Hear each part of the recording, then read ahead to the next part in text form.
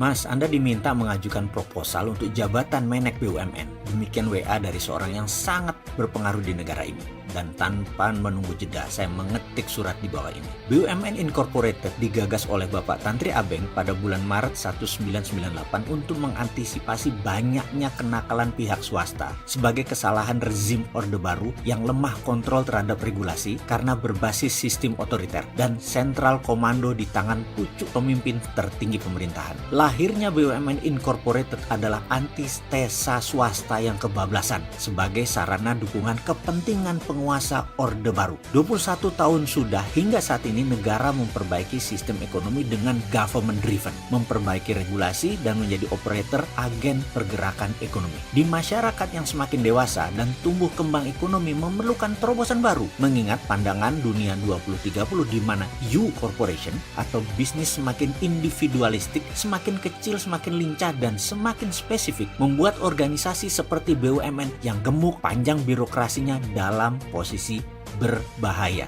Contoh departemen store, sudah banyak yang dibunuh dengan perilaku generasi digital. Toko sekarang menjadi kecil-kecil dan spesifik. Tidak bisa global, serba ada lagi. Tidak bisa usaha, harus ada semua. Debenham, H&M, banyak departemen store di dunia yang gulung tikar, rubuh. Perusahaan besar di dunia seperti GE, Alphabet atau Google, Amazon, Alibaba, strateginya tumbuh, organisasinya bukan tumbuh organik, tetapi anorganik. Tumbuh anorganik ini artinya tidak ikut cawe-cawe mengelola, tetapi ikut merasakan pertumbuhan laba dan omsetnya. Anorganik itu tumbuhnya dengan akuisisi. Bahkan Temasek Singapura menggunakan strategi yang sama. Maka saya mengusulkan jika saya memegang mandat menjadi Menteri BUMN dengan aset mencapai 7.000 triliun tersebut, maka dalam kurun waktu 5 tahun saya akan menjual aset tersebut, setidaknya akan mendapatkan free cash 4.000 triliun. BUMN akan menjadi lincah, besar secara kapital tapi kecil secara organisasi. Saat ini kami sedang menyiapkan aplikasi dashboard digital agar Pak Presiden bisa melihat langsung pergerakan BUMN dari handphone Bapak setiap saat. Kemudian kita akan ubah secara perlahan corporate action BUMN, di mana dari sisi aset yang 3.000 triliun sisa value tadi kita keep selama 5 tahun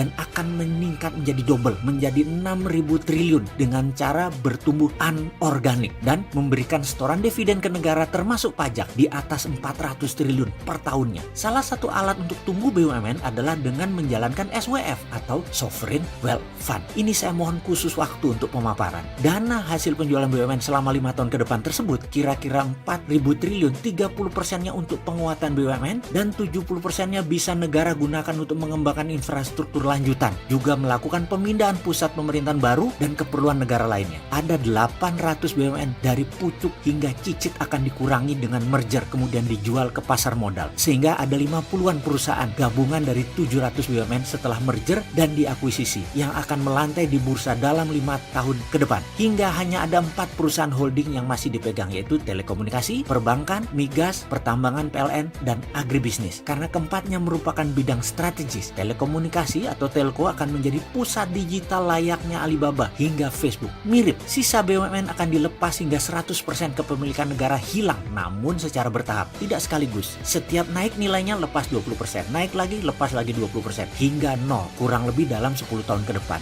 4 holding tadi yang negara masih pegang akan menjadi super holding. Dengan demikian di tahun 2029 BUMN tidak menjadi kementerian, tetapi menjadi BUMNK, badan usaha milik negara khusus, berposisi di bawah departemen terkait. Misalnya bank di bawah Menteri Keuangan, Pertamina dan Tambang PLN di bawah Departemen SDM, telekomunikasi di bawah Kominfo, agribisnis dan industri juga di bawah Kementerian Kementan. Untuk itu saya menyiapkan tim yang akan mengeksekusi pekerjaan ini selama 5 tahun ke depan. Ada 200 profesional yang usianya antara 30 sampai 45 tahun. Pekerjaan ini adalah grand plan 10 tahun, di mana 5 tahun pertama fokus memperbaiki kinerja perusahaan, membangun infrastruktur. Tahap kedua seperti sektor industri dan manufaktur adalah target melengkapi infrastruktur jalanan atau infrastruktur statis yang telah siap. Saya juga mengusulkan agar swasta bisa memproduksi listrik atau power plant, bahkan tidak perlu dijual ke PLN, bisa jual langsung ke daerah industri atau wilayah kerja listrik atau ke swasta. Swasta juga boleh memproduksi BBM, bahan bakar minyak, dari sumur mereka masing-masing dan menjual langsung ke konsumen sampai ke SPBU swasta. BUMN keuangan ada misi besar, yaitu menjadi streaming income negara dalam memajaki kapal kargo internasional lewat di seluruh wilayah Indonesia yang dikenakan tarif dalam tanda petik untuk asuransi dan sejenisnya. Untuk itu, dua negara besar yang bisa mengganggu konstelasi akan diajak pihak mereka untuk mendapat jatah 10-20% dalam setoran equity penuh. Jadi Amerika store 20%, Cina store 20%. Ditarget 1 tahun 50 billion dolar atau sekitar 700 triliun rupiah didapat dari usaha memajaki negara-negara yang memanfaatkan kargo internasional di seluruh wilayah Indonesia. Demikian uraian singkat saya, semoga bisa menjadi masukan. Atas perkenan Bapak, saya ucapkan banyak terima kasih. Mohon maaf menggunakan WA sebagai ajukan proposal sederhana ini. Matur sembah suwun,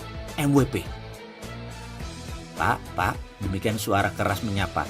Bapak ini satu apa dua? Mendengar pernyataan tersebut saya kaget. Loh, Pilpres kan sudah lewat dalam hati saya. Oh, rupanya si supir minta petunjuk arah. Terminal 3 Pak, Garuda.